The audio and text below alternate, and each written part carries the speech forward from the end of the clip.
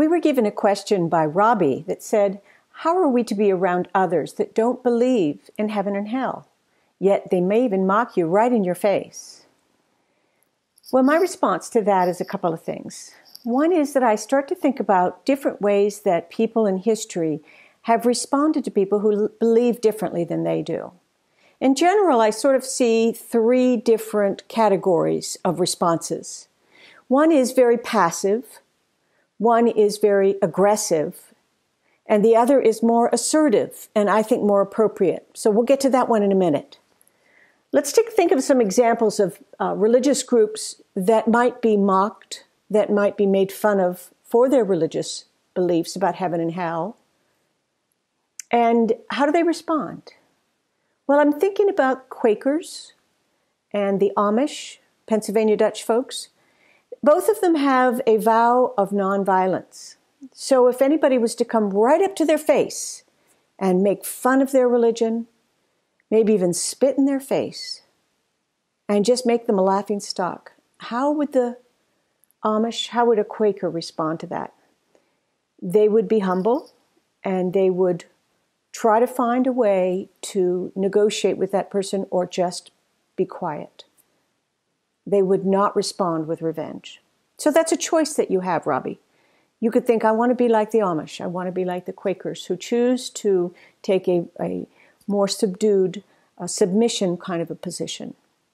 In the second category are people who have been interacting with others who have different belief systems, and they choose to be aggressive.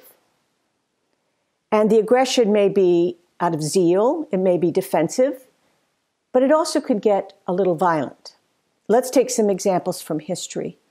For instance, the Crusades that happened around 1200 and other years, that you had people who were living in England and France, and they went down to Jerusalem on horseback, thinking that they were going to kill the infidels, kill people who did not believe that they had the right religion. And so it was better to kill them, they thought. And so their response to dealing with people who were Muslim, people who were Jewish, people who had no faith at all, or they were pagans, they had the position that it was better to kill them. And that was their way of resolving the conflict about different religious beliefs. I don't recommend it. But it occurs to us sometimes when somebody has been really unkind to us, when they make fun of something that's so precious to us, like our beliefs. So let's talk about the third option. I'll call it the assertive response, but I'd like to go beyond just being assertive, standing tall, defending your position. And I'd like to draw from the writings of Swedenborg. As you know, Swedenborg claimed that he, through mystical experiences, had a chance to visit the other world, the afterlife. And he got to witness people who were interacting with angels. And he got to talk to them and watch angels talking and having debates with other people. And there were scenes very similar to what Robbie's talking about, where people are making fun of each other's religion, laughing at each other, belittling each other, saying each other is not wise or they're stupid or whatever. So how do the angels handle it? And they are my favorite role models as I try to learn how to do conflict resolution. Here's some examples. I'm going to draw on a couple of different numbers from Swedenborg's writings. In True Christianity, number 665 and 666, there's a conversation going on about what is a conscience. And I'm just going to grab one phrase. It says, we ask them to tell us from their hearts what they thought. And in another situation, Swedenborg observed a conversation. In True Christianity 334, he saw angels talking to people or debating with each other. And it says, they asked him to say from his heart whether he was jesting or really believed that there is nothing true but what man makes true. So in that particular debate, the angels believed in afterlife, obviously, but the spirits who still held on to the idea that there's no such thing as heaven and hell, and there is no such thing as absolute truth. And so in that debate, the angels would ask, tell us from your heart what you really believe. In both of those examples, I find it quite interesting that there is a respect for the other person and a respect for oneself. There's no revenge, there's no belittling, and there's an assumption that both people have freedom of choice.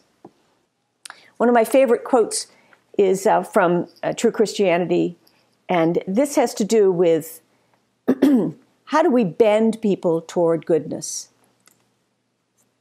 And this is where angels would talk to other people, and they would try to highlight what the other person loved. What affection did they have? And how do we ask them in a gentle, respectful manner that there is something good about what the other person believes, and that they have a heart, they have a conscience, they have an ability to understand what is true. So to have a conversation with somebody, even if they've just mocked you, even if they've yelled at you, spat in your face, whatever, don't respond to those negative attitudes with negativity. It would be better to be patient and calm. It'd be better to wait, count to 10 if you have to, so you don't just immediately bark back at somebody who's been disrespectful. But then to ask them, tell me from your heart what you believe. Is there such a thing as truth? Is there an afterlife? If not, tell me what you think. What happens when we die? And then be quiet and listen. I'd like to end with just talking about one of the many beatitudes or blessings that was given on the Sermon on the Mount when Jesus was walking around Israel. And you may be familiar with this. It says, "Blessed are those who are persecuted for my sake or for the sake of righteousness, for theirs is the kingdom of heaven."